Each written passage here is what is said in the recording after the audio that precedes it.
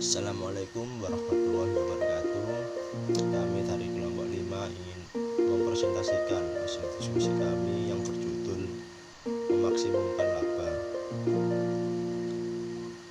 Laba keuntungan atau profit dalam ilmu ekonomi murni didefinisikan sebagai peningkatan kekayaan seseorang investor sebagai hasil penanam modalnya setelah dikurangi biaya-biaya yang berhubungan dengan penanaman modal tersebut.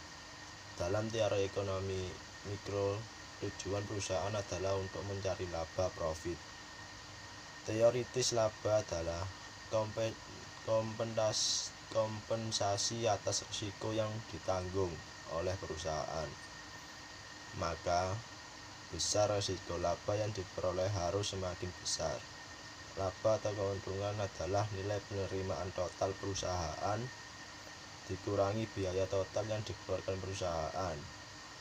Jika dinotasikan P, pendapatan total sebagai TR.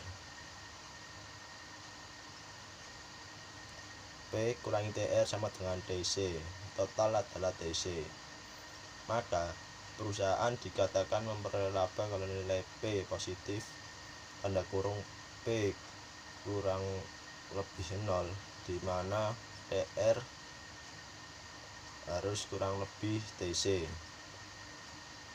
Laba memaksimumkan tercapai bila nilai P mencapai maksimum. Pendekatan totalitas. Pendekatan totalitas membandingkan pendapatan total TR dan biaya total.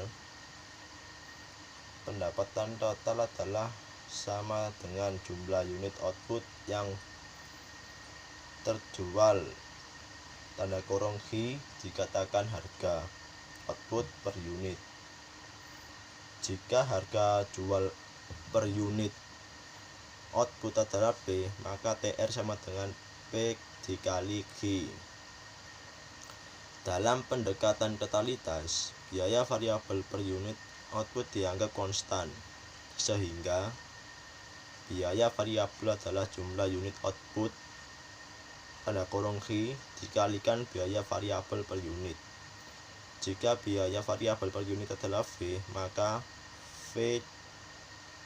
VC sama dengan V dikali G.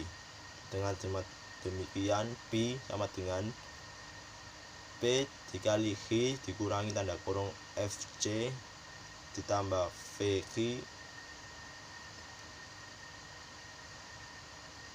di titik-titik tanda kurung 7.2.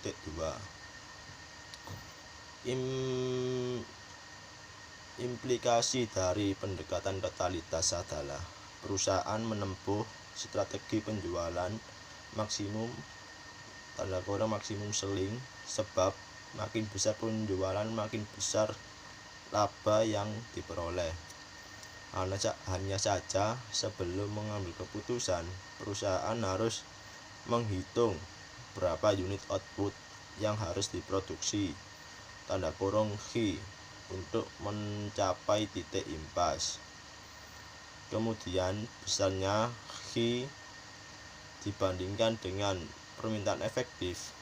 Jika persentasenya 80%, maka mencapai BEP perusahaan harus menjangkau 80% potensi permintaan efektif.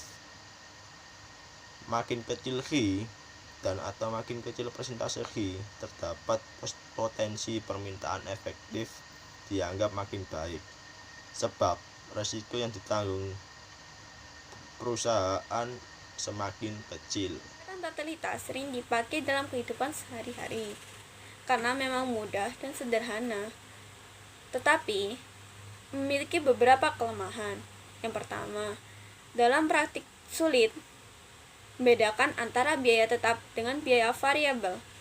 Yang kedua, pendekatan ini mengabaikan gejala penurunan pertambahan hasil, yang menyebabkan baik kurva biaya maupun kurva pendapatan tidak berbentuk garis lurus. Karena itu, pendekatan totalitas hanya dapat dipakai bila usaha yang dianalisis relatif sederhana, dengan skala produksi tidak besar. Selanjutnya, pendekatan rata-rata.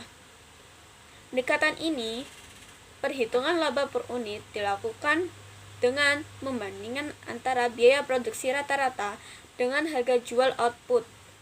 Laba total adalah laba per unit dikalikan dengan jumlah output yang terjual. Perusahaan akan mencapai laba bila harga jual per unit output lebih tinggi dari biaya rata-rata.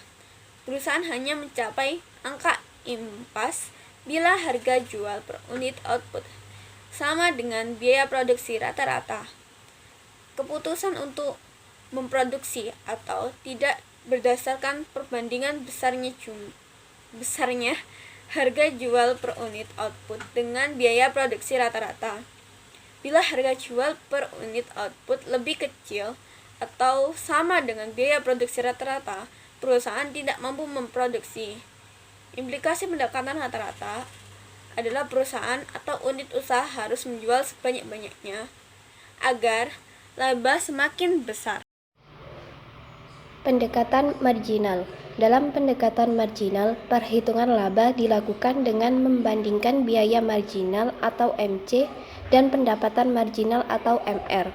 Fungsi laba total Pi adalah Pi sama dengan TR min TC. Fungsi ini akan maksimum jika memenuhi syarat turunan pertama, yakni turunan pertamanya sama dengan 0.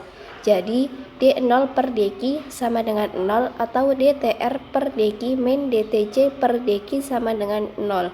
Atau MR min MC sama dengan 0, yakni MR sama dengan MC. Hal yang telah disampaikan tadi masih bersifat first order condition saja, karena MR sama dengan MC dapat berarti laba maksimum dan juga rugi maksimum. Untuk meyakinkan didapatkannya titik puncak atas pada kurva laba total Pi, syarat turunan kedua atau second order condition harus dipenuhi, yakni turunan kedua fungsi laba total itu harus bernilai negatif. Maka D kuadrat TR per dq kuadrat min D kuadrat TC per dq kuadrat lebih besar 0 atau DMR per dq min DMC per dq lebih besar 0 atau DMR per dq lebih besar DMC per dq. Sekian presentasi dari kelompok kami, kurang lebihnya kami mohon maaf. Wassalamualaikum warahmatullahi wabarakatuh.